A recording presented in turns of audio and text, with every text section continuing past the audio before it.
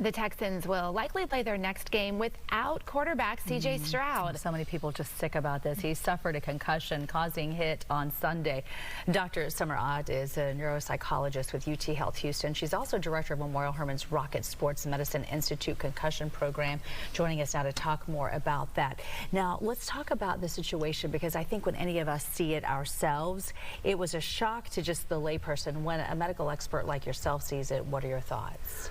Well, the NFL specifically does have an approach to taking all of those hits seriously. So any kind of hit to the head, a big blow to the body, does start enacting the concussion protocol.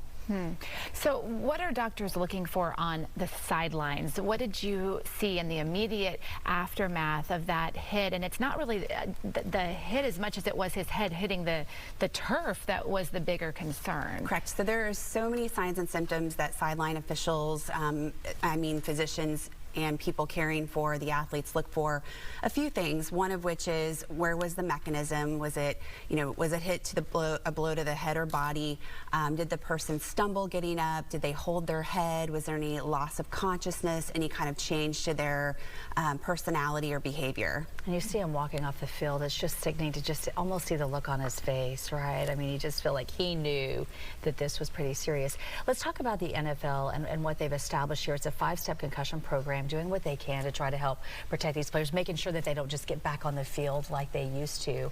Can you walk us through that and give us an idea of what that looks like? Right. So the NFL concussion policy or concussion protocol actually starts the minute there is a suspicion of the concussion and the athlete does enter the protocol. Whether or not they stay in the protocol or how long it takes for them to go through can depend on several different factors. So there is a robust protocol in the NFL that's utilized to protect athletes, and that protocol is particularly important after the game, right, as the person is recovering. And that's a 5-day protocol, or usually we call it 5 stages or phases that the athlete will have to go through. So we were looking at the 5 phases here on the screen, Dr. Ott. It looks like you're going to put the player through different exercises, different aerobic exercises, non-contact drills, and then how do you decide when that player is clear to go back to normal activity? So there are so many things involved in this protocol. It's no easy feat to get back and play the next week. So several things. One of which I might even add is even being able to attend team meetings, be with your team, be able to do normal and daily activities.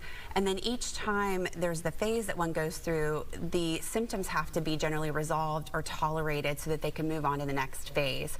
So the first 2 phases are generally like low aerobic activity, re-immersing in with the team activities. The 3rd phase starts to be more sport-specific activities with respect to football.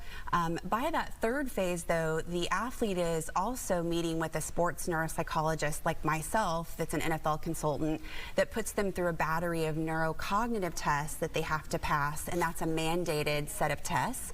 And if that all goes well, then there's more to it, guys. Then they go to the 4th phase, which would be specific training drills, again, non-contact. And then ultimately the 5th phase would be a full practice. But along the way, they're being cleared by multiple specialists. I think about all the parents across the greater Houston area right now watching this closely who have student athletes and their families. And you see these young players all the time. It's just important for everyone to follow a serious protocol like this and rest that brain after injury. That's an excellent point, Melissa. This protocol isn't just for NFL players. It spans across all major sports, and most importantly is for our youth athletes that are most vulnerable to concussion and may have the most vulnerability to long-term consequences. Do you feel like the NFL's doing enough right now? They do have the most robust protocol, as I mentioned earlier. It takes multiple steps. There's multiple people that are looking at the athlete on game day, and then after they get into the locker room afterward and so forth. I mean, it's pretty rigorous.